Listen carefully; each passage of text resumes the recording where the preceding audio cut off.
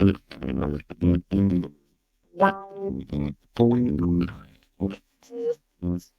the Let's Talk Polyamory podcast, where we talk about all things consensual non-monogamy, polyamory, open relationships, swinging, and how you can have secure and sexy relationships, no matter how you do them. Now here's your hosts, Tara and Andre. Hey, I'm Tara, one of your hosts of the Let's Talk Polyamory podcast. This season, you'll notice we're doing things a little bit differently. Firstly, we're going to be having some very special guests join us.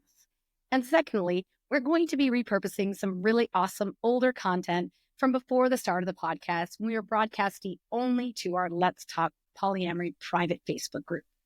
Included in this is our popular alphabet series, where we went through the alphabet discussing terms and concepts not only just related to non-monogamy and polyamory, but covering things like sexuality, identity, wellness, and so on.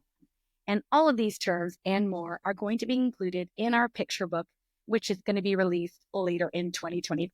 Super exciting. Our first episode in the alphabet series is A is for Anorgasmia. Doesn't sound like an exciting topic, but it really is a cool episode that you'll really enjoy. And this one's super special for us because we talk a little bit about Andre's mom, who is no longer with us. And now on to the episode. So hi, everyone. Welcome to Mondays with Tara and Andre. Cool. All right. I'm good. I'm feeling a little more awake than I did yesterday. We had a very lovely time in Montreal. We just got back to Toronto. Yeah, went to Montreal for a spell and had a great time. Saw some friends and family.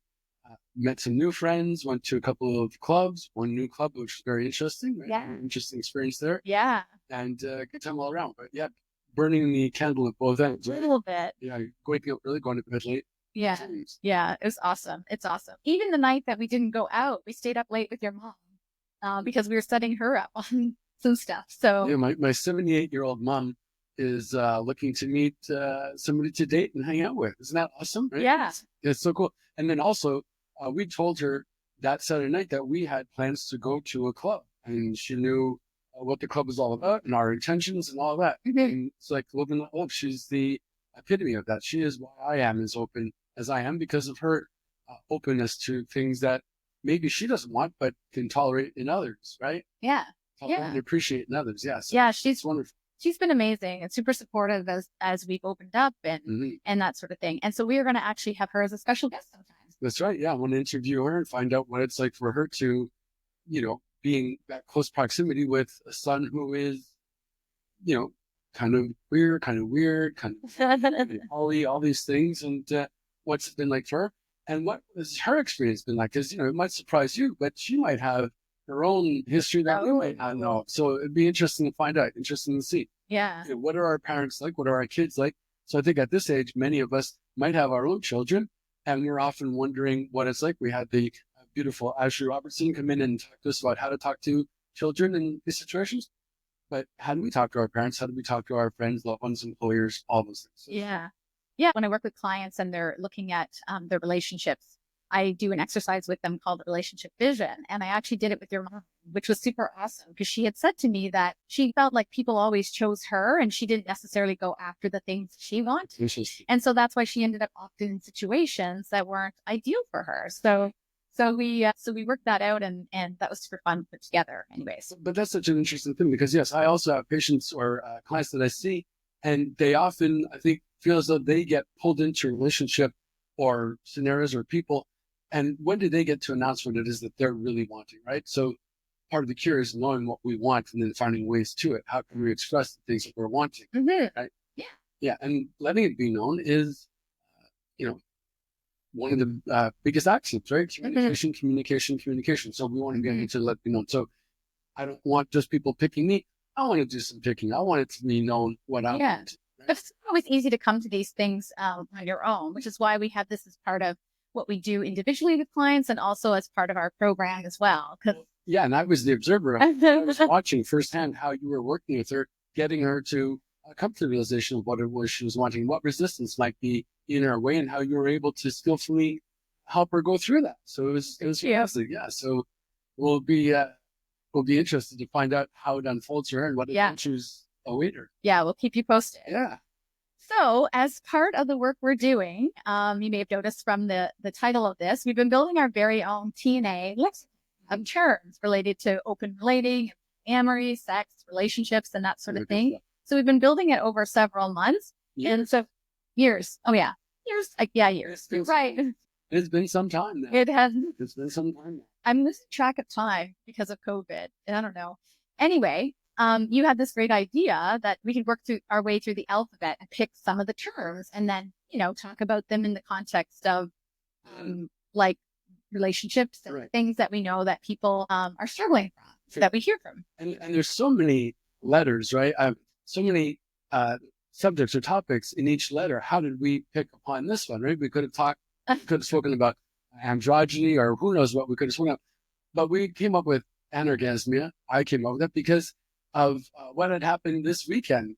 We went to a club. We met a very nice couple and we started to interact with them. And then at one point, the person I was interacting with said sort of almost apologetically, you're doing great. You're a wonderful lover. You're very attentive, all this. But I often have difficulty achieving orgasm. So please don't take it personally. Right? So anorgasmia, inability to achieve orgasm. And there's different types, right? Yeah. So situational, we'll go into that. But it was the expression, the communication that we might feel a certain way and want to inform the other person of it so that they don't feel badly about it. But it's often something that many of us may have experienced over time. Yeah. Do you want to tell us a little bit about it? I was just going to say too, my own personal experience as well. I've been in the same situation where I've apologized for saying that I don't often come in group situations or I have difficulty orgasming. And part of this is also, we're going to get into this as well, is that I told myself that is the situation. But the interesting part is apologizing or that I don't lubricate very well, or that sort of thing. Erection or whatever it might be that's been affecting you, right? Exactly. So anorgasmia. Yes. So we chose it because people often think that difficulty with achieving an orgasm or having pleasure during sex is a sexual or physical dysfunction. And we wanted to kind of dispel some of that myths and talk about some of the other things. There's more to it. In fact, probably in the majority of the cases, it's the other things that are impacting people. You're absolutely right. So it might be physiological, but it might also, and very often, might be psychological. Yeah. So it's why an inside job. Yeah, exactly. It's why when clients work with us, we kind of delve into all these other things to see if they present with that issue or having difficulty or connecting with intimacy or something. It's why we often work through those things. So, and that's just it. We work through them. But the other side, finding that we can have another experience about it, right? It doesn't have to be absolute. Yeah. As you would often say, the negative beliefs that we're holding on to, that we hold on to, we've maybe had some experience of it at one point, and then we think, and now we all of a sudden start to subscribe to that idea. And that becomes the only possibility, when in fact it's not the only possibility. We might be able to look at what's at play and work through it so that we can be free of it. Yeah. And we're not trying to suggest that orgasm is like the ultimate goal or anything like that. And of our disclaimer. Yeah, because you can have really great pleasure, fantastic, amazing pleasure, and intense sensations, and that without ever reaching orgasm. Sure. It's interesting that you say that, right? Because I'm thinking about that in the context of playing with others, with playing with ourselves. Masturbation. Will we masturbate without the end goal of having orgasm? Could you simply enjoy the pleasure of that? Right? Because it also frames it in a certain way, right? Because when we're playing with partners, yes, it seems as often it is going to culminate in orgasm and masturbation as well. But we might make this disclaimer to other people saying, well, I don't always achieve orgasm. I don't always come, so please don't take it personally. But are we able to say that to ourselves as well? I might simply masturbate not with the end goal of having orgasm, but simply for the self-exploration, self-pleasuring, being able to do that. It's sometimes when you feel like orgasm is the goal. Why are you laughing at me? Oh, you're looking at me in a very selective way. Oh. Or sort of projecting.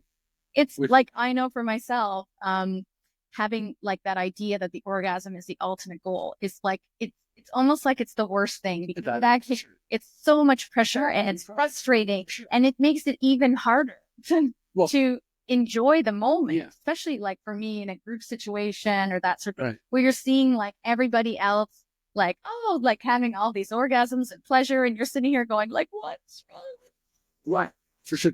And then it becomes your big Right. story in your head. And then you Because really hard to get over it. But it's not only for you as the recipient, but also the giver might feel that pressure, right? Oh, yeah. I want to I want to give them a good time. I want to show them that I'm a good lover, whatever the considerations might be. So we're getting it pressured from both sides potentially. Yeah. I for myself, one of the things I've tried to do and I'm working on, and I think it's helped, is like shifting my idea and just focusing on like the sensations and the enjoyment and just really being present to that. Mhm. And I think that's part of what, when we've worked with clients before, and we recommend Sensate, which we're not going to go into today, but as a technique, because it allows you to kind of get back to your senses and yeah, and feeling again, as opposed to having that goal oriented situation. Just thinking about what we just said about, the pressure that we might as the giver and the receiver.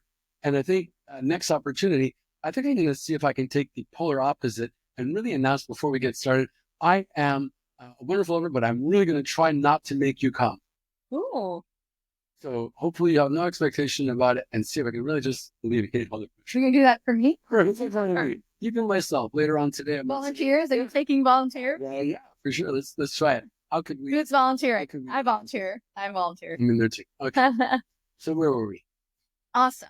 So definition. You wanted to. Oh, yes. So what is anorgasmia? Okay. We kind of. But let's say it again. So, it's a medical term. Right. So we have one from the Mayo Clinic, which sounds delicious. Although we do have a friend who she pointed out very early on in our relationship, she does not like mayonnaise. Yeah. So I guess she wouldn't go to the Mayo Clinic. Maybe not. Well, hopefully she never has to, but that's good. Anyway, so from the Mayo Clinic. So I'm going to read it. Right. A medical term for regular difficulty reaching orgasm after ample sexual stimulation. The lack of orgasms distresses you or interferes with your relationship with your partner. Sure. It's interesting. Ample is an interesting term because ample is like self-defined, right? Well, yeah, but I mean, that's the whole thing, right? So you can acknowledge that you've received sufficient, ample stimulation that under normal circumstances, that would be enough to bring you to that point, bring you over the. Yes, but I think sometimes we've experienced this. Remember the one time recently you timed it because I said, oh, I'm taking too long. I'm taking too long. So I think I've had this idea in my head that it should be done within a certain amount of time, especially if somebody's doing oral sex. You feel like it's an imposition or something like that. So it's an imposition for the other person. But what about the consideration that they might actually really be enjoying it? I know. That they might be able to self-advocate and say, you know what, my neck and my tongue is about to explode, so I think I've. And you've done that before, but still, I get in my head that, oh, I'm taking too long, and then that definitely does not help. Well, since you opened the door, I wish that I was timing you, but where you were, there was a clock on the side table, on the end table, and I happened to notice what time it was when we started, and then just 2-3 minutes into it, you did say, "Oh, am I taking too long?" And I said, "No, we just started, but don't worry about it. Like, just we're here, and I'm enjoying it." Yeah. It was 9 minutes after we started that you were to do so. I don't think 9 minutes is an unreasonable amount of time. And you enjoyed the 9 minutes? It was bliss. Oh, awesome. Yeah, I got to get that out of my head. I'm working on it. Mm-hmm. So, we tried to pull up some stats, and there's a lot of different stats out there. But this also from this wasn't from the Mayo Clinic, but another website that seemed fairly reputable. But these stats we didn't take them ourselves, so we cannot validate right. But and this is also reported too, right? Like a lot of things reported. Well, that's it, right? So some people may have certain things that go on in their life that they're not necessarily wanting to report. Right? But anyway, so what we have, the stats vary, but we saw that there's a higher percentage of female identifying persons that report some type of anorgasmia. About 15% of women report difficulties with orgasm, and about 10% of U.S. women say they've never climbed. Wow. 10%. Yes. To me, my heart breaks when I hear that. That's a tragedy. I think that's horrific, but we'll see if we can help them 1 or 2 cases at a time. And only 29% of women have always orgasm with their partner. So one thing, actually, that's kind of optimistic. If they're always orgasm, I think that's pretty fantastic. But we'll see if we can get But 2/3 don't. right. Exactly. Which So that's means not. that they probably are able to orgasm with a toy or So it was interesting to find out what is stopping Right, that. right, right. But 29%, I'd like to get that number up to about 69% at least. 69. The prevalence of delay or absent orgasm in men is estimated to be about 8%. Mm-hmm. So a bit lower. Yeah, a bit lower. So I guess guys are able to meet their aims a bit easier. More. We'll see. Yeah, about that. we're not reporting. It's interesting. You're right. Well, it's interesting also because it makes me think about the idea. If I feel the pressure, perceived pressure that, you might be wanting me to have orgasm, or I want you to feel as though you're doing a good job or whatever, am I able to conjure up or perhaps enhance or fake an orgasm? Oh, faking orgasm. Right. Which I think is a little bit harder for guys to do, but I think some guys would probably be able to pull that off as well.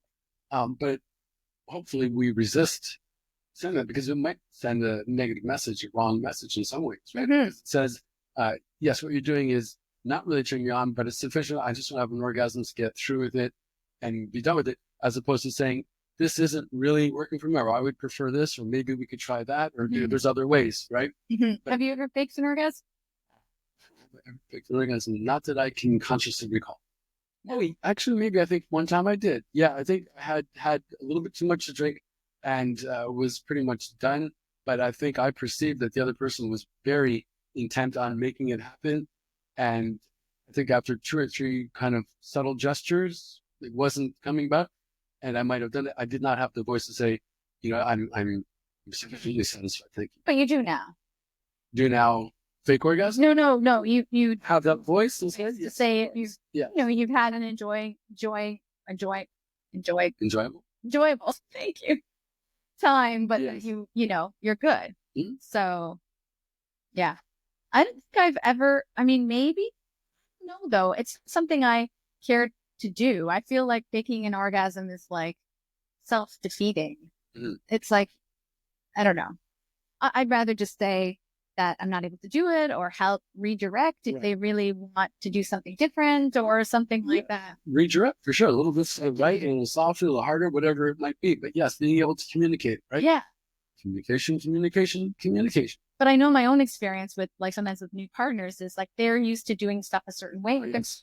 Well, that's I like this on the out. They like this harder or outside, and they try that. And then sometimes you feel I felt I can't correct them. Right. But then I don't know. I think it's okay. And people want direction. They want you to pleasure. For sure. People love direction. But it's interesting because when we were in that scenario this last weekend, and we were with the people that we happened to be with, the person that you were with, you were directing them, and they said, or I picked up on the idea that their technique was different than your preference. Yes. But by figuring out what their technique was, I then was able to reach over and use that on the person I was with, thinking that they might want that approach. So it's great. So information is power. But yeah, let's communicate what it is we're wanting and be comfortable about it. You own it. It is you. You are perfectly within your right. It's along the lines of consent, saying what it is we're wanting and not wanting. Yeah, it's hard to do though. Even I felt bad, because I had to do it a couple times, and also there was a bit of a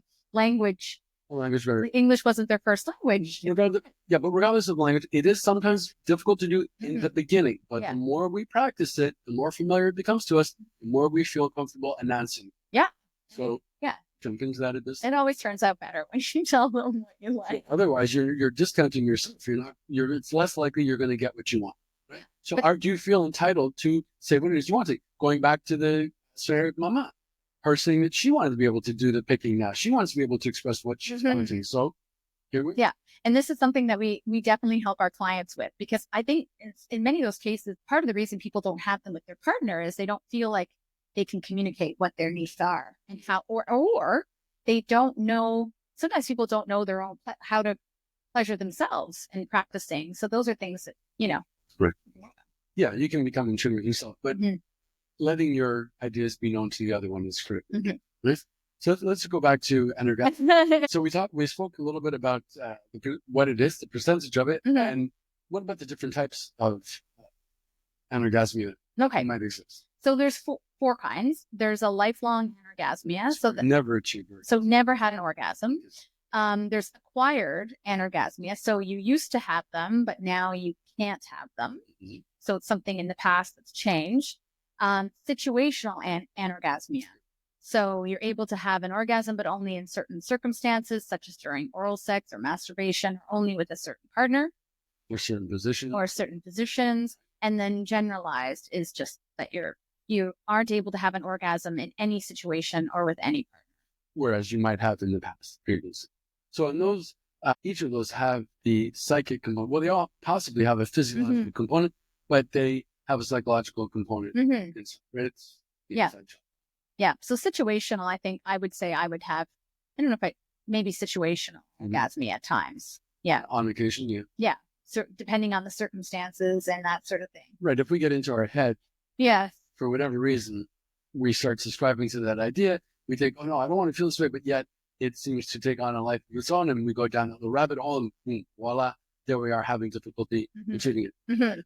It's almost like male erections, right? If a man starts getting into his own head, he starts thinking about it, it's going to affect his performance most likely. Yeah. Whereas when we can forget about those, suspend that idea, and be present with our partner, and really be in the moment, it's less likely that will be affecting us, because we will be present and we will be thinking about the person we're with, the experience of it, as opposed to that disabling belief that says we're not going to have orgasm, we're not going to have erection, we're not going to get wet, whatever it is. Yeah. But there are physiological considerations, right? There may be medications, there may be some physical things that have happened, like multiple sclerosis. There's a whole bunch of different things that might factor into it from the physiological aspect of it, right? Right. So 3 main groupings of things. So physical, physiological, psychological, or relationship ones. So we're not going to really go into detail with the physical ones. There's a wide range of illnesses, diseases, and other things. Alcohol, smoking, aging, gynecological, hormonal. Yeah, I recently found out, and it's because it's not something that I do, that certain recreational drugs can impact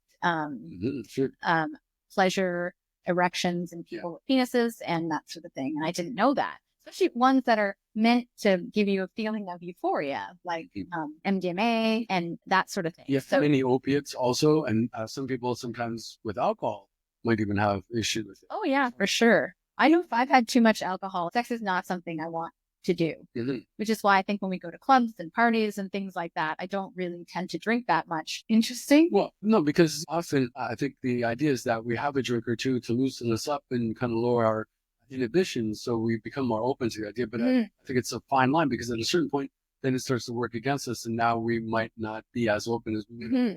Yeah, I worked with someone that said that they were having some intimacy issues with their partner, and they said that the only time they had sex is when they were really drinking, but then they weren't able to have an erection. And so it's like self-defeating. Right.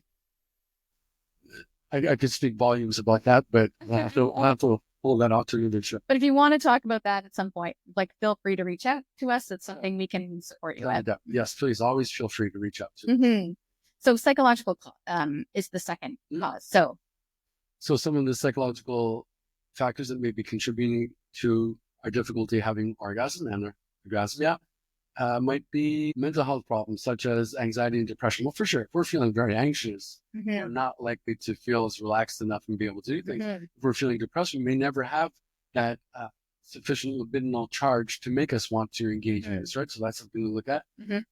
We may have poor body image ideas too, right? So if I'm so concerned with the way that I look or feel or smell or all those things, am I going to be free enough to let myself be present enough to engage in these things, right? So that might also come into play. Yeah, that's another interesting area, body image. And sometimes people, if they have body hair or they haven't groomed or something, or they feel like they're not good enough to have sex.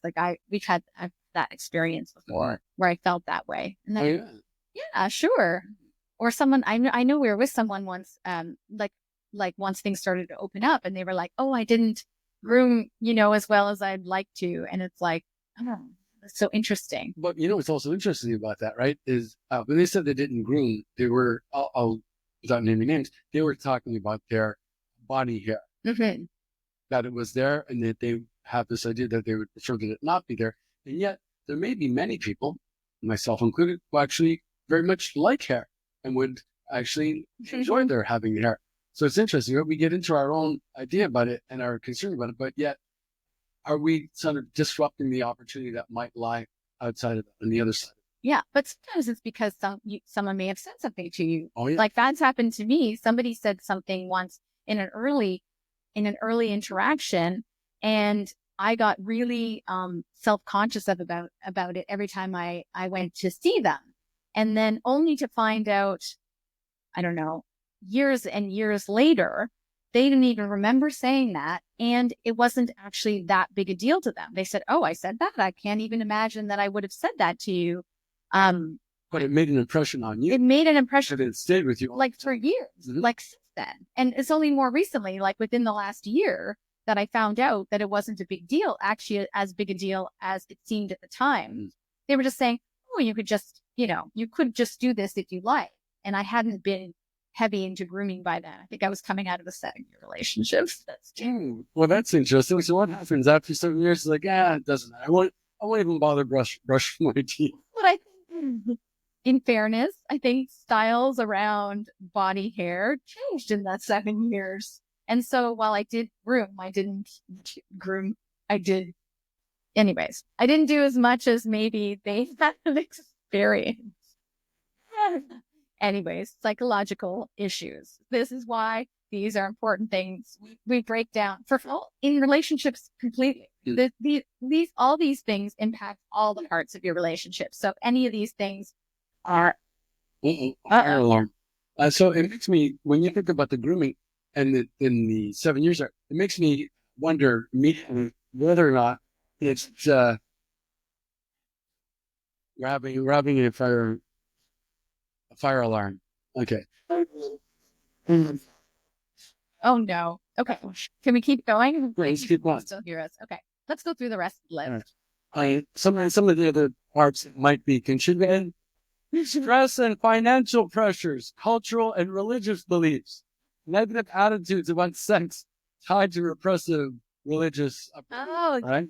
Yes, your religion tells you that it might be wrong. That's a big thing that people have a hard time getting. Which can lead into guilt about having sex or enjoying sex. Or if you think that it's going for procreation, you might have been disallowed from imagining that it is pleasurable just for its own sake.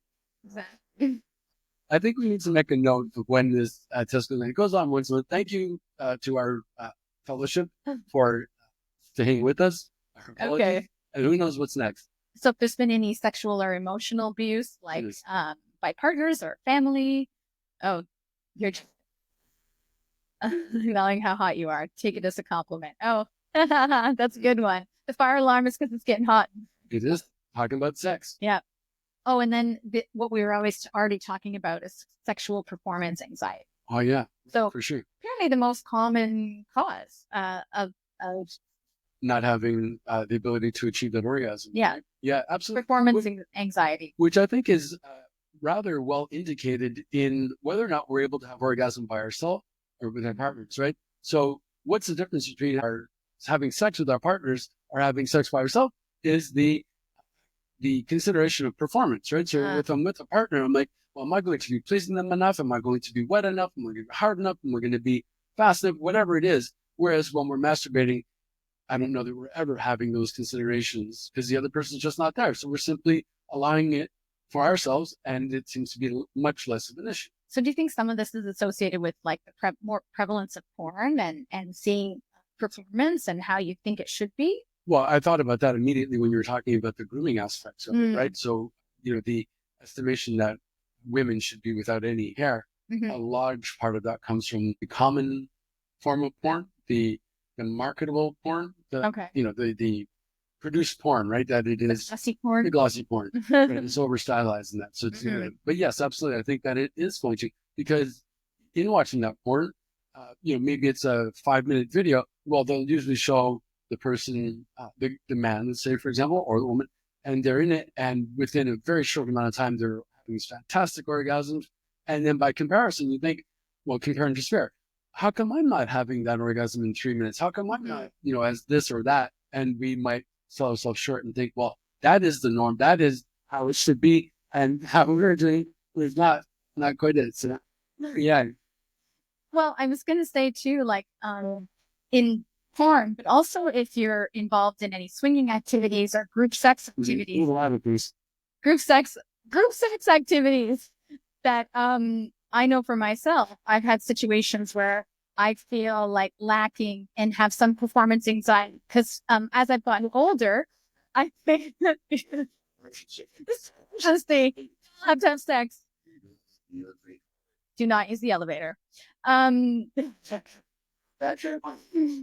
have had, as I've aged, I've had more trouble lubricating. And so you see other people in those group situations, or it takes you long orgasms. And then you're seeing other people that meet younger than you, having multiple orgasms. And you're going, oh God, I can die. Like, we were in a situation recently where someone had like 6 orgasms or something like that in one setting. I'm like, why can't you just have one? And then it's like, it was after that I was like, I really have to think about resetting my mind in terms of like what I'm experiencing. So instead of focusing on the amazing things that were happening and how I was enjoying it, I was really focusing on that thing that. Did that help you have an orgasm? Oh, of course not. And it didn't help me enjoy it. No, you weren't present in the moment. You weren't just feeling it. You weren't with your lover. You were there. You were in your head about your insufficient ability. But what that person did, which was interesting, which I've started to do more, is that they vocalized what it was they wanted. And so when we were in that situation this past weekend, it wasn't feeling good for me. And in the past, I think I might have just let that happen. Right. And just kind of went, oh, we'll eventually get to it. But I was like, no, I'm not going to do that. I'm going to vocalize. And I think that they were very happy that I did. Right. Anyways. Yeah, they are happy that you did. For sure. It does help us kind of like find the pathway, because I would imagine, in most cases, when we are with somebody, they also want us to have pleasure as well. So if we're able to kind of put them in the right direction, help them, guide them through the path, it's a win-win. Yeah. I think most people are that way. That's been the experience. And especially in the polyamory and swinging and that sort of thing. I found that people are not in it for just they get pleasure from everybody's pleasure rather than just, it's not selfish. At least that's my experience. I'm sure there are people that are selfish. I actually had one of those situations where a guy had an orgasm and then fell asleep. And I was like, oh, hey, over here. They give him a good nudge. And, hey, buddy, wake up. And then I was like, did this really happen? Did he just do that? And he came in like 2 seconds and then he like left. He basically fell asleep, and I was like, okay, I'm out here. So how was the second date? There was no second date. Well, there you go then. All right. Getting back to some of the possible psychological causes, there might be certain phobias that we have, right? So some people might even have a fear of being touched, which could make having sex very difficult, but that's something that we might want to talk to with somebody like ourselves, a trained professional. Or there may be even phobia about sexual intercourse, genophobia. Awesome. So those are things, psychological components that may be factoring into it as well. And then there's even the question of grief, right? So are we grieving past lovers or even the death of a lover? And that may also be contributing to it. And then the other one that I think people sometimes forget, number 3, is like the relationship issues. Like, what are the issues, struggles outside of the bedroom that affect our pleasure and sexual satisfaction? Because I think often we downplay this, but it's actually a huge factor in, it affects like so many aspects of our lives, happiness. And when I think you can solve these things or work through these things, that's where you find growth and the opportunity for expansive love and pleasure. So the relationship issues like lack of connection with your partner. Yep. Unresolved conflicts. We talked a bit about this earlier, but poor communication of needs, sexual needs and preferences. Past infidelities or a breach of trust would be a big one, right? I'm sure that makes it very difficult to let it go and let it happen. And in extreme cases, there's intimate partner violence or abuse or that sort of thing. Right. Yeah. So these are major things. I think that I definitely don't feel excited or open to pleasure when I'm feeling like there's some sort of conflict, unresolved conflict or something going on. But that actually affects the entire life. And I think sometimes people go into polyamory or decide to open up a relationship because there's some of these issues, and they think that it's going to solve it. Right. That's a common thing that we find with people, which is interesting because I think what it does is it actually shines the light on a lot of those issues, which can be a good thing, right? It can be the opportunity for dealing with them, right? But it will solve. Yeah, they have the estimation that it will somehow solve the problem. But what it might be is it's almost like an offering. Like, well, it's not working really here, but I'll offer you these other people. Maybe they'll satisfy you or look at you interested or do whatever, or they will distract you from the situation so we don't have to speak about it. Mm-hmm. But it's not going to be the same level of pleasure as when we feel as though we've cleaned our house and then we can have guests over and it's like a wonderful time. Yeah, So exactly. that's a metaphor. Clean your house. Well, it's the idea that if we have any kind of psychic garbage that needs to be taken out, we take it out first. Mm-hmm. And that way we are free and clear to go at it and have a better experience, a more fulfilling, loving presence experience. Mm-hmm. Yeah. Mm-hmm. So today we talked a lot about the causes and issues around anorgasmia or lack of pleasure in your relationships. I think what we haven't gotten into, we touched a bit about it, is what you can actually do if you're experiencing any of this. Right. And specifically around how to understand how you arrived at this place where you're feeling all these things, which really suck.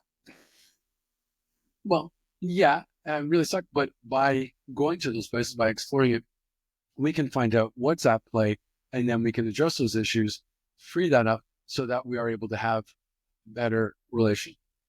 The anorgasmia is not the problem. It's a symptom of the problem. Exactly. And that's why we always suggest that you look at what, like you said, what the causes are. Mm-hmm. And then once you know that, then you're in a place where you can come up with an approach, to deal with it. So for example, if you feel like it might be a physical issue, this is something definitely you should be like contacting your doctor to talk about and like at least rule that out. Right. But if it's something beyond that, relationship or psychological, which I think is, which it often is, or it's also part of it, even if there is a physical thing, then working with a therapist or a coach to dive into these things. Right. And while at first it might seem like, oh my God, it's like a psychological issue. It's like the problem's with me.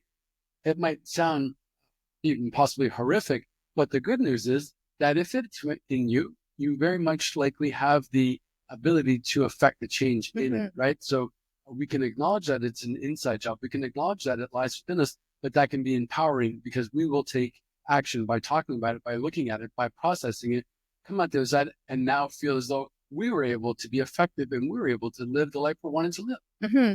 It's why we love what we do, really. I love seeing that transformation in people when they get to that point of understanding, and then things just start to just start to roll. And it's just like an amazing transformation. Yeah. So if it's something that you are struggling with or another aspect of your relationship and you want to talk to someone about it, we're here.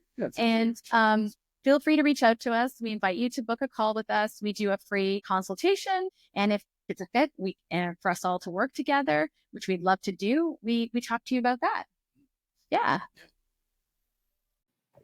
Thanks for listening to the Let's Talk Polyamory podcast with TNA. Don't forget to subscribe and give us some love on your favorite podcasting platform. You can check out the show notes for any of the links to the courses or information we talked about today. Thanks, and have a fantastic and sexy day.